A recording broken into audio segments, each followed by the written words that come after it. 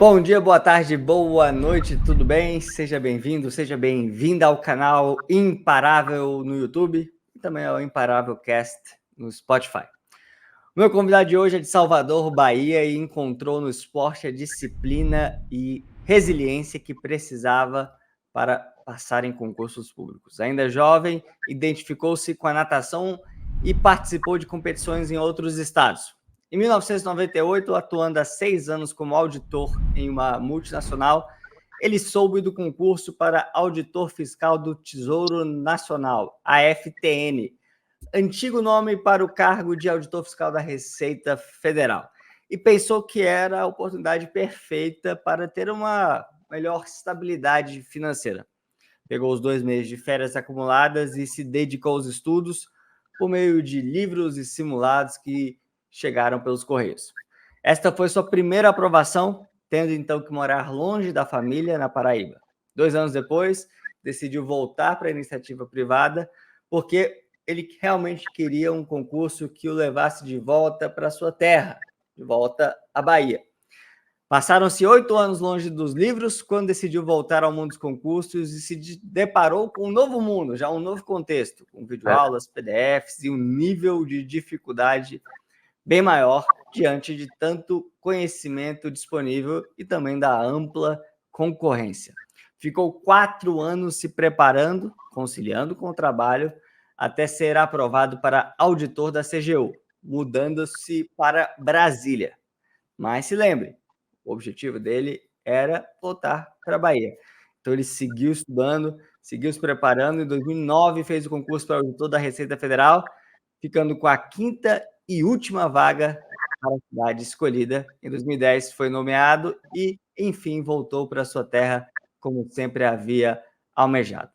Manuel Pinhon hoje tem 52 anos, é pai da Laura de 17, do Daniel de 10, auditor da Receita Federal há quase 14 anos e posso dizer com muito orgulho, há quase 7 anos, um dos grã-mestres aqui em nossa casa, escreve muitos PDFs aqui conosco com altíssima avaliação, que tem ajudado milhares e milhares de concurseiros Brasil afora. E hoje vamos conhecer um pouco melhor dessa história, desse professor, dessa autoridade pública que tem ajudado muitos concurseiros e tem uma trajetória de vida muito bonita, de muita luta, de muita resiliência e também de muitas aprovações. São poucos que conseguem ser aprovados na CGU e também para auditor da Receita 2 vezes, né? Então, professor Manuel, seja muito bem-vindo. É um prazer estar aqui com você hoje. Boa noite, boa tarde, bom dia para quem está nos ouvindo de dia, para quem está nos ouvindo também. Prazer imenso estar aqui com você. Espero poder compartilhar a minha história e que essa história sirva para inspirar, né, os concurseiros. Eu sei que é uma fase muito difícil, né, na vida de uma pessoa, estudar para concurso, você tem muitos desafios. Então, se eu servir de inspiração para uma pessoa hoje, eu já vou dormir muito feliz. Professor Manuel, conta para a gente um pouco da sua infância. Como é que foi a sua infância, adolescência, essa fase da sua vida? Bom, eu venho de uma família de classe média, né? Minha mãe, professora de geografia, meu pai, engenheiro civil, mas que sempre, vamos dizer assim, valorizou bastante o estudo, né? Então, eu tenho mais 2 irmãos, eu sou o mais velho, né? Os outros 2 irmãos mais novos também são concursados, né? Um é também auditor da Receita, o do meio, e o mais novo mora aí em Brasília, é concursado da Câmara dos Deputados. Então, o estudo sempre foi uma prioridade na minha casa. E eu tive a oportunidade também de iniciar com os esportes, né? Joguei um pouquinho de tênis, um pouquinho de futebol, um pouquinho de judô, mas me identifiquei, né, com a natação. E para mim a natação foi muito mais do que um esporte. Para mim foi uma escola de vida, né? Porque eu fui exposto a situações que, num ambiente controlado e protegido, mas situações de desafios também. Eu saí, a primeira competição minha fora do estado da Bahia foi com 9 anos, fui sozinho, sem meus pais, para São Paulo para competir. Cheguei a competir também no Rio de Janeiro, Rio Grande do Sul, quase todos os estados do Brasil eu cheguei a participar de competições, né? Então conheci muita gente, fiz amizade, e isso refletiu no resto da minha vida. Então, na minha infância e adolescência, eu destacaria essa experiência que eu tive com o esporte. Você começou ali uma iniciativa privada, sua carreira, já estava num cargo de destaque para auditor, né, depois de formado da faculdade, imagino, e auditor de uma multinacional ganha bem, né? Por que então você decidiu olhar para esse mundo dos concursos? A faculdade eu fiz quase toda trabalhando, né? Comecei o curso de administração de empresas no turno da manhã. No segundo ano eu transferi para a noite e tive a oportunidade de fazer estágios em duas construtoras durante 2 anos. E no sétimo período eu consegui passar num processo seletivo de trainee de uma multinacional de auditoria, né? E eu trabalhei 6 anos, foi uma experiência também muito boa. Eu viajei muito, então toda semana eu estava num cliente diferente, às vezes numa cidade diferente, num ramo de negócio diferente, né? Tinha que aprender o processo produtivo para poder fazer o trabalho de auditoria. Então foi um período de muito aprendizado, né? Muita diversão também, né? Estar viajando com os colegas e fiz muita amizade. Então foi um período muito rico, né? Mas com o passar do tempo, a falta de rotina, a pessoa cansa um pouco, né? Então já há 6 anos, né? Na época a empresa pegou um trabalho referente à privatização da Telebrás, né? Em 1998. Então, por exemplo, o escritório que eu trabalhava, que era o escritório de Salvador, ficou responsável por fazer a cisão, né? Existiam as telas, cada estado tinha a sua tela, Telebahia, Telegipe, etc., Telasa, e a gente tinha que fazer a cisão da contabilidade para separar a telefonia fixa da telefonia móvel. E esse escritório pegou um serviço muito grande, né? Então, tinha dias que eu dormia numa cidade, passava o dia em outra e dormia no dia seguinte em outra cidade. Então, assim, eu vi uma rotina que eu não iria, vamos dizer assim, aguentar, né, por muito tempo. Então, eu fiquei um pouco preocupado com isso. E também o mercado de trabalho aqui no Nordeste, na Bahia, naquela época, não era muito ativo. Então, existia uma tendência muito forte de transferência, principalmente para São Paulo, né? E eu não tinha, naquele momento, esse objetivo. Então, eu vi no concurso uma possibilidade de ter uma estabilidade financeira e, vamos dizer assim, de planejamento de vida. Ter um pouco de possibilidade de planejar onde que eu vou poder morar, né? Tem a questão dos meus pais, que eu não queria deixá-los sós aqui na cidade à época, né? Então, o concurso sempre foi para mim uma porta de estabilidade, mas não só financeira, de estabilidade de vida, de uma maneira geral, né? Então, foi isso o primeiro passo, assim, que me atraiu numa visão mais de longo prazo. Eu sabia que no início eu poderia, né, provavelmente iria, já que eu estava escolhendo concursos federais, as vagas normalmente não são concentradas, né, nas capitais, nem no estado, meu estado, né?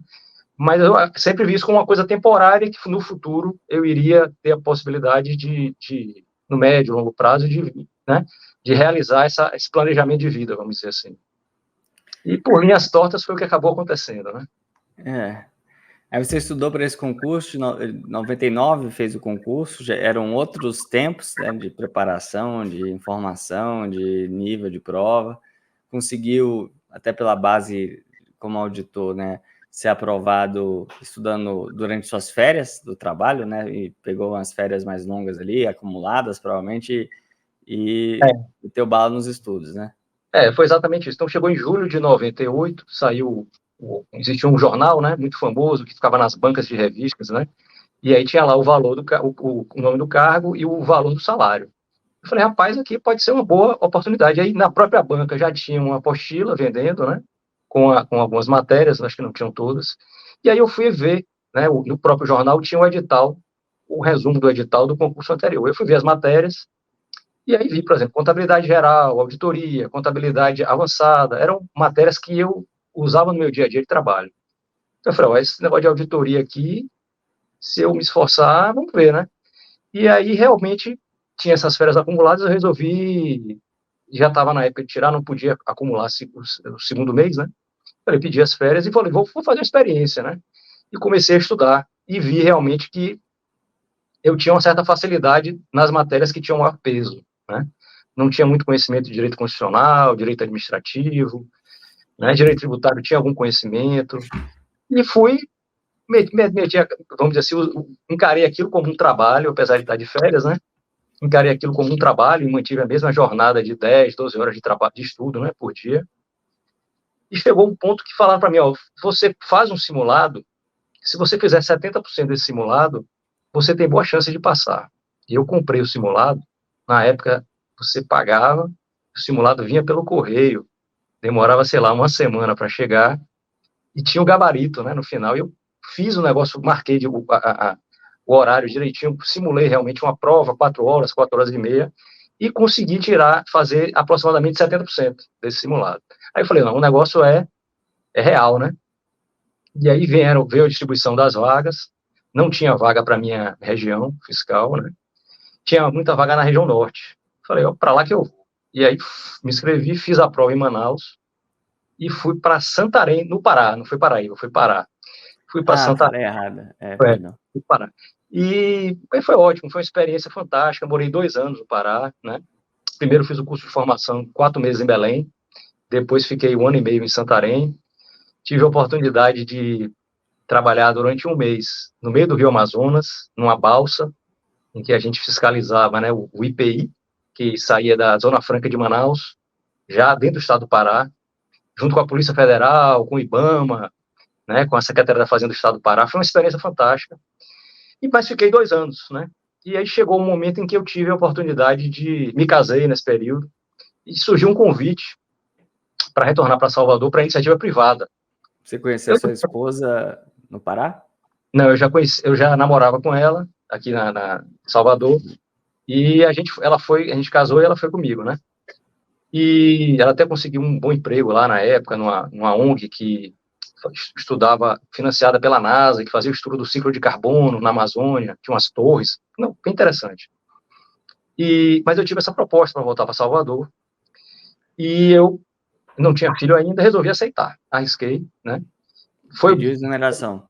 Pedi exoneração. Você só não achou que você era maluco, não?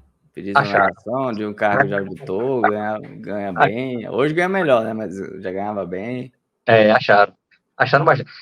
Mas eu resolvi encarar, né? E fiquei nessa empresa, que no início eu não estava como sócio, mas depois de 1 ano eu fui sócio de uma empresa nova que foi criada, que fazia re-refino de óleo lubrificante usado, né?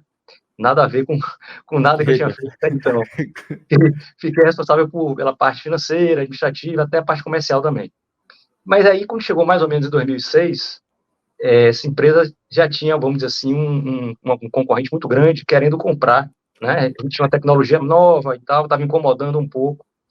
E existia um sócio majoritário, capitalista, que considerou, né, a hipótese de vender, né? E eu tinha um prolabore, mas vivia do meu prolabore do meu dia a dia na empresa, né? Eu falei, rapaz, se esse negócio for vendido, o que é que eu vou fazer, né? E aí eu falei, vou voltar a estudar para concurso, né? E comecei em paralelo, né? E nas horas assim, tal, como em 2006, rapaz, coincidentemente, quando a empresa foi vendida, o dia que chegou a oferta do concorrente para comprar a empresa, foi o mesmo dia que saiu o resultado do concurso da CGU. No mesmo dia. Acho que a proposta chegou 10 da manhã e o resultado saiu no Diário Oficial da Manhã, 7 da manhã, no mesmo dia. É uma coincidência assim enorme. Então as coisas se encaixaram, a empresa teve do dia, a licença acabou sendo vendida, e meu último dia de trabalho nessa empresa foi o dia anterior a eu começar o curso de formação na CGU em Brasília. Então as coisas acabaram se encaixando. Cheguei em Brasília em 2008, né? Já na CGU. Mas minha meta era voltar para a Receita, né? Continuei estudando para a Receita, morei 2 anos aí em Brasília, até passar na Receita em 2010. Mas como você perguntou, né, a diferença do nível, do acesso, principalmente, aos materiais, né, às aulas, ao conteúdo, foi uma mudança muito radical entre 98 e 2006, 2007. Muito diferente. Muito diferente. Como é que você mudou seu estudo? Como é que era a sua rotina de estudo nessa segunda etapa aí, já no concurso mais recente? Inclusive, pensando aí na conciliação com o trabalho, né? E não era um trabalho qualquer, né? Você era sócio da empresa, diretor, aí, imagino que diretor financeiro, administrativo, alguma coisa assim. Então, tinha um papel importante, não era aquele trabalho ali, talvez, de poucas horas, né? Minha rotina sempre, na época, eu dividia, né? Eu acordava muito cedo, acordava às 5 horas da manhã, eu sempre fui uma pessoa muito do dia, né? Então, eu acordava às 5 horas e estudava até umas 7h30 para o trabalho, e na hora do almoço eu fazia ou exercício, ou fazia alguma leitura, E à noite também, eu estudava mais um pouco, mas à noite eu não rendia muito bem. Então eu deixava mais para videoaula, para fazer questão. A leitura era melhor para mim pela manhã, né? Uma coisa importante na área de concurso é a pessoa se conhecer, né? Não adianta você insistir numa forma em que você mesmo percebe que não é a que você rende mais. Então eu, graças a Deus, eu me conheci um pouco, né? E eu procurava fazer daquelas horas um estudo intenso. Eu não ficava parado com o livro no meu rosto com o computador ligado sem estar realmente 100% focado, né? Fim de semana, naquela época existiam as aulas por telepresencial, né, satélite. Você ia para uma sala de aula, eu fiz alguns cursos de fim de semana, isso. E à medida que as notícias em relação à empresa, né, aconteciam, né, eu ia ajustando também o meu estudo. Então, existiam épocas em que essa conversa esquentava mais, né, épocas que esquentava menos. O concurso que eu queria, que era a Receita, não saiu, não tinha, demorou bastante de sair, tinha saído em 2005, só veio sair em 2009, né, foram 4 anos, mais ou menos a época que eu estudei. Então, o concurso principal demorou também, e eu fui estudando dentro do possível, fazendo, nessa época eu já fazia simulado online, já tinha toda uma facilidade, né? Percebi que a concorrência também já seria não maior, talvez, em termos quantitativos, né? Mas maior em termos qualitativos. E fui seguindo, né? Ajustando aí o que foi acontecendo. Foram 4 anos longos aí de estudo, né? Houve algum momento que você pensou em desistir, em parar, e achava que não ia dar certo? Teve reprovação nesse meio do caminho Teve, aí? teve reprovação. Apesar de eu ter o foco aí na Receita, minha ideia principal, né, por ter as unidades na Bahia, eu me identificar com o trabalho, né, e tudo isso, eu não tinha notícia de concurso. Eu queria realmente passar logo, né, assim, não passar logo, mas eu queria passar num cargo bom. Então, o TCU foi um cargo que teve concurso regular nesse período aí, teve 2007, 2008, que eu fui reprovado nos dois, e teve 2009, mas aí eu já estava focado na Receita. Então, eu fui reprovado no TCU, 2007, 2008, mas essas duas reprovações me ajudaram a passar na CGU em 2008, né? Que as matérias de fiscal e controle, você tem mais ou menos aí 60%, 70% em comum, mas esses 30%, 40% diferentes aí eu tive a oportunidade de estudar, né? Para o TCU e me ajudou na CGU. Agora, desistir, eu nunca pensei, viu, Gabriel? Claro que tem momentos que você fica, por exemplo, quando eu perdi o concurso da CGU, do TCU em 2008, eu fiquei um pouco triste. Talvez você ficou uma semana, né? Você tem direito a ficar uma semana sem estudar, mas não vai resolver sua vida você parar, né? Você vai parar, assim, eu vou parar aqui uma semana, mas vai resolver o quê? Não vai resolver nada.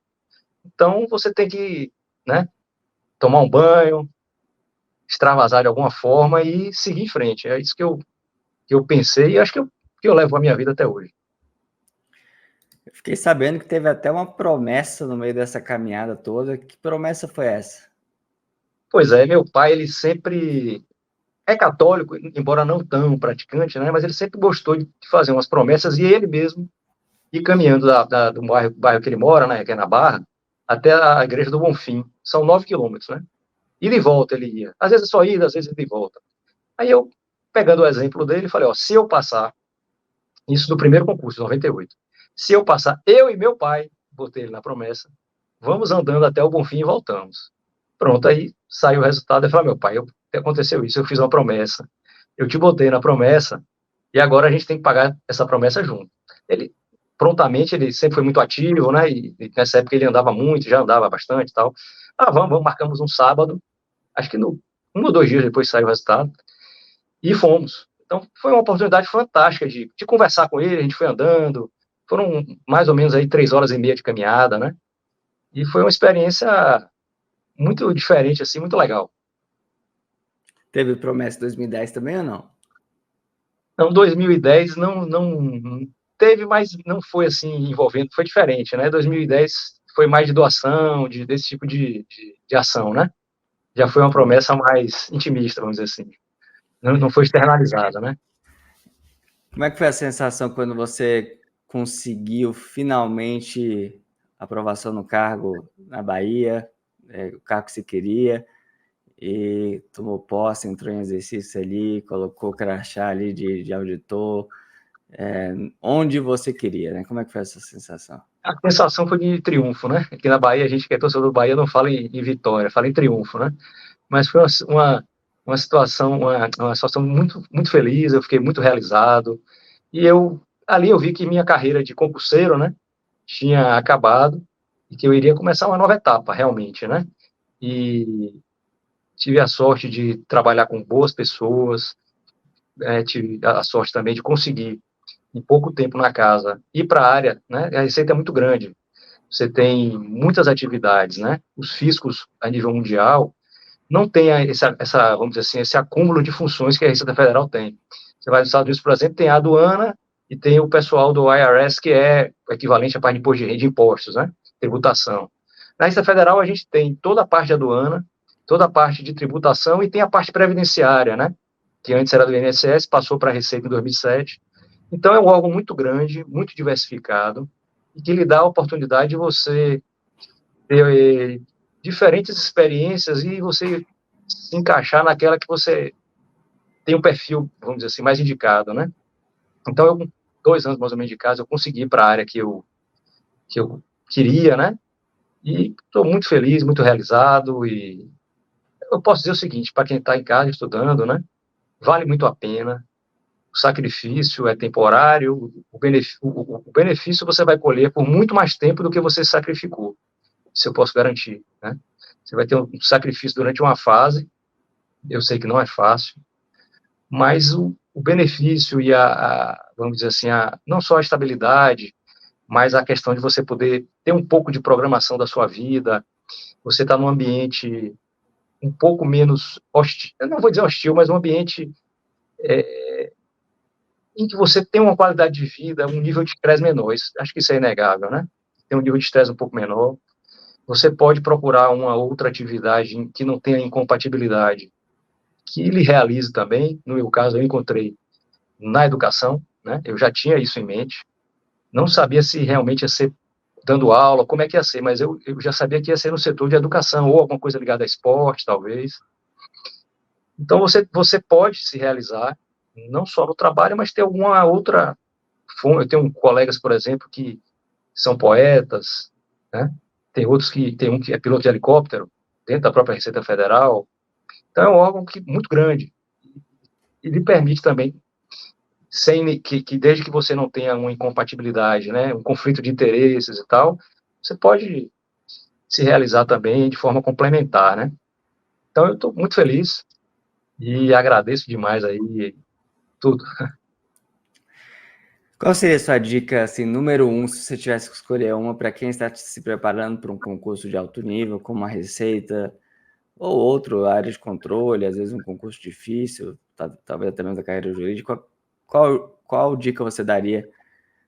Qual conselho você gostaria de ter escutado, talvez, na sua caminhada mais cedo, né? Que provavelmente você descobriu sozinho ali, depois batendo cabeça. Na minha época não tinha coaching, não tinha mentoria, não tinha nada disso, né? Na verdade, eu acho que o mais importante é a pessoa acreditar, né? Ter consciência de que é um processo de médio e longo prazo, que vai exigir muito, mas ela tem que acreditar, ela não pode desistir. Isso eu acho que já é um chavão, né, para quem estuda para concurso, mas não é da boca para fora, não, isso é realidade. O concurso é uma fila, você não pode sair da fila, sua hora vai chegar. Você tem que estar se preparando, a depender do seu nível, né? Você pode precisar fazer os concursos que a gente chama de concurso escada, né? Que você vai para um cargo, aí você já tem uma primeira experiência no serviço público e cabe a você decidir se continua a estudar ou não, né? E vai estudar numa condição melhor, eu acredito. Porque apesar de eu sempre ter trabalhado e estudado, ao mesmo tempo, né? Eu acho que também para quem está só estudando existe um peso maior, né? Tudo tem dois lados, né? Então, assim, ao mesmo tempo, minhas fichas não estavam todas no concurso, em nenhum momento, né? Então, pensar a médio e longo prazo, manter a determinação, a disciplina, a constância, foco, que não são palavras, não são meros chavões. Colocando em prática, os resultados aparecem, né? Fazer muitas questões de prova, monitorar o resultado das questões, né? Tem as ferramentas aí, tem o Gran Questões, tem tem os simulados, são ferramentas fantásticas e que são muito importantes, né? A leitura solta, sem prática, eu não acredito, e também as videoaulas, se você não praticar, você tem um percentual de retenção que vai cada vez mais diminuindo, né? Então, a resolução de questões, eu recomendo fortemente com meus alunos aí, minhas aulas são muito focadas em questões da banca, questões atuais, né? E fico à disposição aí para quem quiser aí pedir dicas e continuar, se esforçar ao máximo, né? Ter a consciência tranquila que fez o máximo que pôde. É isso. Professor Manuel, muito obrigado pelo seu tempo, pela parceria aqui no GRAN, né? Você produz muito, com qualidade, a gente fica aqui sempre muito agradecido pela sua entrega, pelo seu compromisso aqui com o GRAN, nesses últimos 7 anos e com os nossos alunos. E muito obrigado aqui pela participação e pelo seu depoimento. Eu que agradeço. Muito obrigado. E muito obrigado a você que nos acompanha aqui no canal Imparável. Pedimos a você que assine nosso canal. Se você estiver no YouTube, ative as notificações clicando aí no sininho, deixe seu like, deixe seu comentário. Se você estiver no Spotify, siga esse podcast, acompanhe aqui outras entrevistas, outras conversas em áudio. Sempre um prazer contar histórias. E se lembre, toda quinta-feira às 19 horas, uma nova entrevista, uma nova conversa imparável para você. Até a próxima. Com Deus. Tchau, tchau.